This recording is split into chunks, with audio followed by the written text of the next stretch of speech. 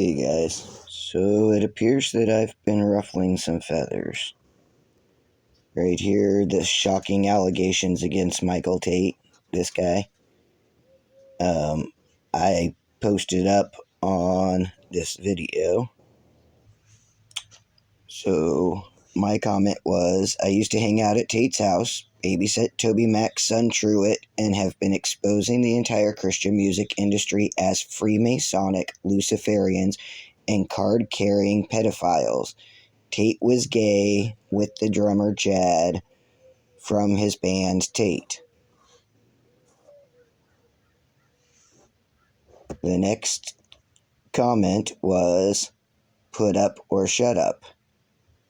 And I replied back, I guess it doesn't show up. I replied back if I didn't understand what he was saying. So, Studio Jake told me that I need to look it up. Okay? So he's speaking in codes right now because he's saying put up or shut up when I'm exposing the Freemasonic Luciferian section of what Michael Tate is doing. You come over here to Google. Okay.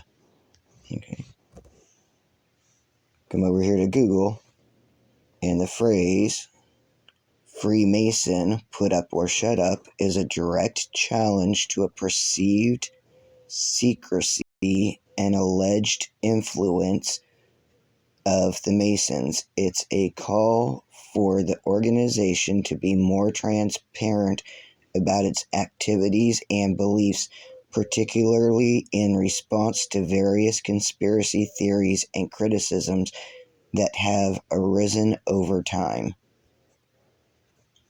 The phrase itself is a colloquial expression meaning to prove your claims or stop making them. In the context of Freemasonry, it likely stems from the historic secrecy surrounding the organization's rituals and internal workings, which have fueled various rumors and accusations. Arguments and counter-arguments. Arguments are putting up. Some believe that the Freemasons should disclose more about their membership's rituals and decision-making process to dispel mistrust and demonstrate their true nature. Arguments for shut up. From the Freemasons' perspective, Freemasons often emphasize that their principles and core beliefs are publicly accessible and that the secrets mainly pertain to recognition methods and allegorical teachings within their rituals. They see no need to disclose more than this. Freemasonry's stance on secrecy, modes, and recognition. Historical Freemasons use scripts, passwords, and signs to identify legitimate members, but these are now largely superseded by dues cards and other forms of identification. Moral lessons, not secret society, core. Okay, you guys can pause this if you want to read it. Addressing concerns. While the put up or shut up challenge may express valid concerns over transparency, it's important to differentiate between actual secret society and organizations that choose to maintain certain aspects of their operations and rituals as private. In summary, to put the put up or shut up phrase directed at Freemasons represents a desire for greater openness and accountability from the organization, particularly concerning conspiracy theories. However, Freemasons maintain that their core values and beliefs are public and their secrets are related to ceremonial details and recognition methods. Okay, so he wants me to prove to him what I'm saying is that Michael Tate is a pedophile and a Freemason. If you come over here to playlists, come over to Christian Music Industry Exposed. I spent 14 years in the Nashville music industry. At one point, I worked at Michael Tate's church. Toby Mac followed me from inside the church outside to my car so that he could meet me. Jeremy Brazier is the one that walked out to the car with him. Jeremy Brazier is a member of the Acapella Vocal Band, or AVB. They are connected to the group that's called Acapella. So one of the former members of kind of the Acapella group of guys is the one that walked out to my Volkswagen Jetta with Toby Mac to meet me. At that point, I don't know if I had been babysitting Truett at that point or not, but Toby and I had spoken on the phone when I was at Tate's house at one point. I don't remember. I remember that one of the days that I went over there, my mom at Little Country Church in Redding, California, was putting on, or was part of putting on, a spaghetti social, I think, and auction. And so I had gone and bought a copy of DC Talk Supernatural and dropped it off, had Tate sign it, and then asked him to get Toby to get it signed. And I think he had told me to get in touch with Toby's assistant. Amanda was his wife. I think Jessica was the name of his assistant at the time. I sometimes get names back and forth mixed up.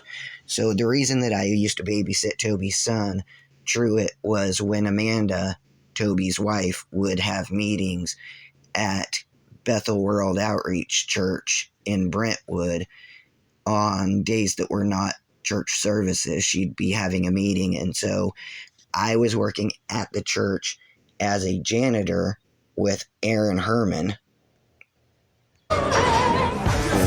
This was who this song was just coming out when I was with Aaron, and Aaron's who's singing in the beginning of this. But the plan development to do the block wall, the gate.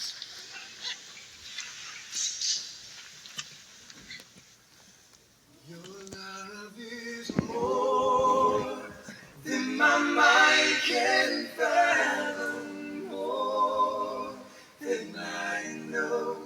Your love is more than the highest heaven, more than forever. Before creation, you knew my name. You hold my life in your hand. You breathe in me and I came to life. You heard my voice when I cried. You put the touch in my fingertips. You put a song on my lips. You touch my eyes and I see the world. My ears to hear your word. Your love is more than. Okay, so we're trying to prove that Michael Tate, Toby Mac, and Kevin Max are Freemasonic Luciferians. We come over here to the posts that are other examples of the Freemasons that have been sneaking into the leadership of churches.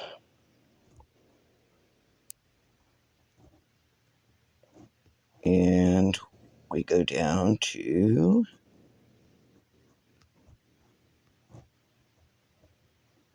that one's the Amy Grant. Oh, there's a DC Talk. Okay.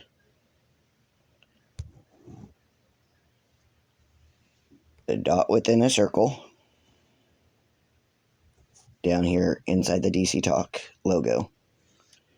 The 7 rays of light coming off the eyeball is the 7 rays of the Ascended Masters.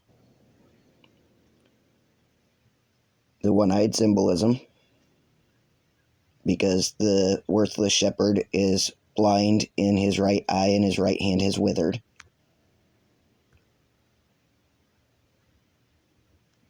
This is old. This is stuff from...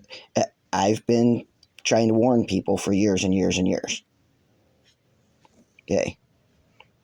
Toby holding both sides of his jacket is called a most excellent master's degree hand sign. The way that Toby has got his feet. Kevin's 2 pointed fingers are Baphomet. I'm sure they have another. What's his name? Manly P. Hall said that once you uncover the layer of one meaning of something, then you go to another set of teachers, and that same thing means something else inside another group, and that same thing means something else in another group, that you will be able to pull back layers. But once you understand the full picture, you take the teachings from all of those groups, you add them together, and that creates the entire Luciferian doctrine.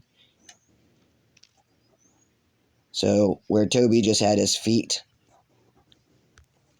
like this is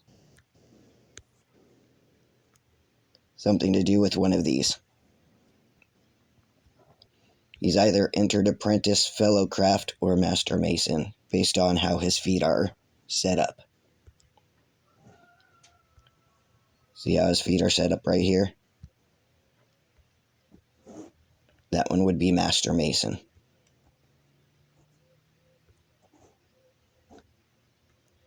Here's Kevin with his arms crossed. Kevin is Sir Kevin Max, because he is a Templar Knight. He is wearing his Templar ring. He has got his double-headed Masonic phoenix right there on his forearm tattooed. And the squid in Masonry is because they have their tentacles and everything. So when Megan Rapinoe and all of the other Freemasons started doing their taking one knee out in public, people like Tim Tebow, they're doing this ritual. Somebody's going to say, Brian, how would you be able to know that Megan Rapinoe really is that kind of a person? Well, my little brother Steven took Megan Rapinoe. Well, actually, I guess Megan Rapinoe, since it was a Sadie Hawkins Day dance, I would assume that Megan Rapinoe took my little brother, Steven, to the Sadie Hawkins Day dance. I've known the Rapinoe family and their older sister, Jennifer Brooks, since Jennifer joined my class in 4th grade. So I've been around these people. I know who they have as their influences around them. And I know that when you see people doing this, it's because they are Freemasonic Luciferians that are performing a ritual out in public. So Kevin Max, when DC Talk broke up, was somewhere near 1997 or 98-ish, when I was going to Trevecca Nazarene University to their college. To their church. I was not a college student, to their church. When I went to the church on campus, several of my friends were aware that Kevin Max had been caught with a female student on campus, and that was the reason why DC Talk had to essentially break up, was because Kevin was being promiscuous with people on campus at Trevecca Nazarene University. It's not a secret that that's what was going on with Kevin. So Kevin's the only member of the group that I did not meet in person, but most of our friends are friends in common. So nothing can save us Sad Astronauts. This is only 4 days old from Kevin's new whatever he's working on. Silver Bells, War is Over. These are Kevin Max between you and me has been changed a bit, I guess. So the astronauts, because we are inside a flat Earth, the astronauts are the fallen angels. And Kevin's using the astronauts as, here's one, bad boys, and then he's got his one-eyed symbolism over the rainbow. Kevin Max sings The Never-Ending Story. Unicorn programming is sexual programming. If you go back inside, it's a type of MK Ultra mind control programming that they use the unicorns. And Kevin sings The Last Unicorn.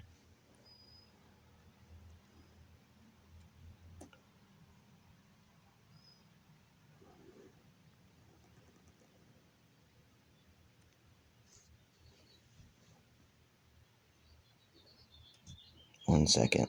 Oh. Kevin Max, God Part 4.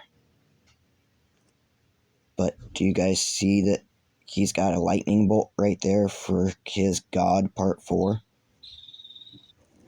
Notice how Kevin is one of the angels, and it's blue.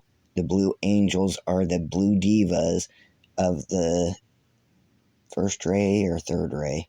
I don't remember. One's a white diva, one's a blue diva inside Freemasonry. And Kevin is representing that in this picture.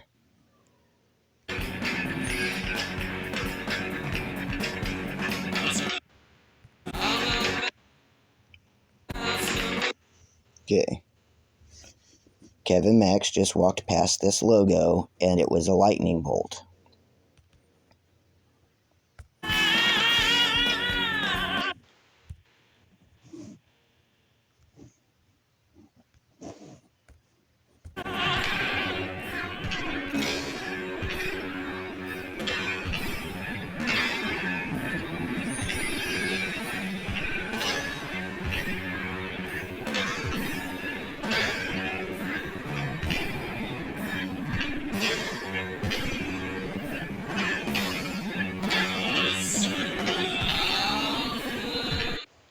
Right here. That's a lightning bolt inside of a circle. Oops, I didn't mean to make that turn sideways. So, behold, I saw Satan fall to earth like a bolt of lightning. And his other video was God Part 4, and it had the lightning bolt because his God is Lucifer. Come back over here to the music industry playlist. This is Toby Mac goatee logo exposed. Okay, that's only his logo. It has nothing to do with anything else that, like, major. But there's stuff in this Christian music industry exposed video, the Toby Mac video. Which other ones have Toby in them? Christian music industry, a cult part 1 and 2 will both have Toby stuff in it, and Goatee record stuff in it. Which other ones have Toby and Freemason stuff?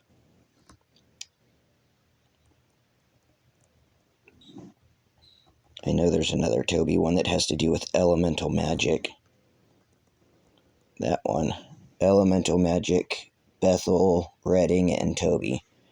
You guys, we've already gone through and explained the actual occultism that these guys are using in the music industry. I spent 14 years in the music industry. This same Masonic Phoenix right here next to Sean Foyt, that is the Order Out of Chaos. And Order Out of Chaos is the number 33 inside that thing. Well, Sean Foyt's Let Us Worship 222 is order out of chaos, but using reversed ordinal gematria, which is something that these guys practice.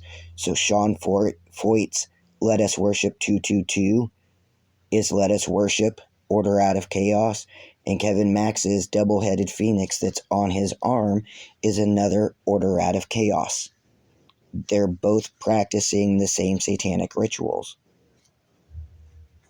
All of these guys are participating in the exact same satanic rituals. I'm trying the best I can to get you guys to understand this stuff so that you can stop going to churches that claim to be followers of Mashiach, of Yeshua, and have nothing to do with what's going on in that, like, they're doing Antichrist. They're doing everything backwards from what Scripture says. They're teaching that you're going to heaven. That's not the objective for a Bible believer. We inherit the earth. The only people who go to heaven are the 144,000 for the 10 days of wrath, of tribulation at the end of Revelation. The only people who don't go through the wrath are the 144,000, and they meet Yeshua in the air on the clouds. And according to the Hebraic wedding festival, it takes 1 week. So the 1 week is when the 144,000 are becoming the bride inside heaven, while the rest of the people on earth are going through the tribulations. That doesn't mean that remember that the people are cast outside the wedding for not having the correct garments on. How is it, my friend, that you came to be here not being dressed for the wedding? Right? So these guys are making sure that you are not reading your scriptures. You're repeating a bunch of words that they wrote. They made millions of dollars off of it. And you're saying, no, this is Christian music. No, it's not. It's Luciferianism. It's Michael Tate taking some words that are inside the Bible, twisting them to make them something that you want them to mean instead of what they actually mean. Michael Tate is making millions of dollars off of taking words from inside the Bible, making them catchy and hypnotic. If you need to understand the hypnotism going on inside the music industry, go right here to the one that says hypnotism at IHOP KC. What is Misty Edwards really teaching? These guys are mind control programmers. That's what this whole thing is. It's mind control programming. MK Ultra, Kevin Max doing his unicorn programming is sexual programming. So Kevin Max doing his unicorn programming is also Scottish Rite Freemasonry. Find the fleur-de-lis. And they say they don't actually know for certain. So once again, a bit why. And according to this article that talks about the unicorn being Scotland's national animal, with regards to that question, they say they don't actually know for certain. So once again, a bit of mystery, but it is believed that this was a way of showing the power of Scottish kings. So just something of note to mention there. And there is this mixture of influences when you look at the UK coat of arms, a mix of French and English symbols and phrases. For instance, you will find the fleur-de-lis associated with the UK coat of arms, and even a couple of French phrases. So this English and French mixing. Now, there are official explanations why that is, and we're going to get into that, but I just wanted to mention that these phrases in French, one of them translates to God in my right, and this other French phrase, shamed be he who thinks ill of it. And they're just mentioning how this stems from the historical influence of Norman French on the English court after William the Conqueror's invasion in 1066. So I find the dating of all these things very questionable, and even the Norman period in its entirety I think is very questionable. So I don't know if I agree with what the official explanations are, but I just wanted to share them, and I just wanted to bring this up because if our history is actually different, then maybe there are actually different explanations for this mixing, and this is going to become a bigger issue as I get further into the video. There's this particular structure, once again in Manhattan, that features this structure called the Red House, which I think might be one of these old world structures, and what is of note is that it is a mixture of English and French Renaissance styles. And it even says in this write-up talking about this location called the Red House, that it feels more like Elizabethan manor house. So if indeed this is an old world structure and it's older than they're telling us, and there's a mixture of English and French styles, so maybe the history was a bit different than we're being led to believe. And on this structure, you will even find, again, the crown salamander, which is linked to the French king, King Francis I. So you will find this crown salamander, which might actually be a dragon, but you'll find this symbol on several buildings in New York City, in Manhattan, I think specifically. I know of at least, I think, 3 examples, and they're by, not always by the same architects, but you'll find this symbol on 2 other buildings that I'm aware of that are French Renaissance. But this building in particular isn't just French Renaissance. It leans more towards the English Renaissance revival style. But again, you're seeing the same symbol associated with French royalty. So that's why I think it's interesting that the UK coat of arms has all these French symbols associated with it. So maybe if our history is indeed different, there might be another reason why you're seeing a lot of this mixing of phrases and symbols, in my opinion, right? And again, these architects who I feel maybe were assigned as the creators of this structure were told that why the architects Hardy and Short were inspired by Renaissance era England and France isn't clear. So these architects were just building up these French Renaissance style structures, English Renaissance style structures, yet we don't quite know why. And I think it's because maybe they didn't actually have a part in it. So that's just my opinion. But getting back to the unicorns, we can find other structures once again in Manhattan, the one-time headquarters of the Royal Insurance Company, and there is a unicorn and this clock. And I don't think in this example this unicorn is chained, but there are plenty of symbols associated with royalty on this particular structure. And what I notice, a lot of these old world structures, they tend to use a lot of terracotta, this architectural terracotta, but I don't think this unicorn is chained in this particular example. But I just wanted to mention it because it features a unicorn, and on this structure as well, a lot of these lion heads on the 3rd floor, and I think I've got a depiction here featuring these lions. So again, lions, unicorns, and these symbols, they are prominent on a lot of structures, old world structures like fleur-de-lis, lions, crowns, and I do think some of the histories that were given are incorrect, so that's why I find this stuff very interesting. What else I wanted to mention here is that there is just outside of New York City, in the city of Yonkers, I've talked about this place, Untermeyer Park and Gardens, and there is this old gate which features this unicorn and lion once again, and at some point it got decapitated. But there are a lot of these symbols that we associate with royalty and coats of arms scattered throughout this area and associated with these mansions. And I wanted to point out that Untermeyer Park and Gardens, it's minutes away from this other state, Lenoir Preserve, which I think there were 2 mansions on this site. Now I think there's 1, and it's next to this other estate called Alder Manor. But there's this wall that features a lot of these coats of arms, and a lot of these places feature coats of arms and things you would associate with royalty, yet the history seems a bit different. So I just wanted to mention that here at the end, that I think there's more going on with history in this area.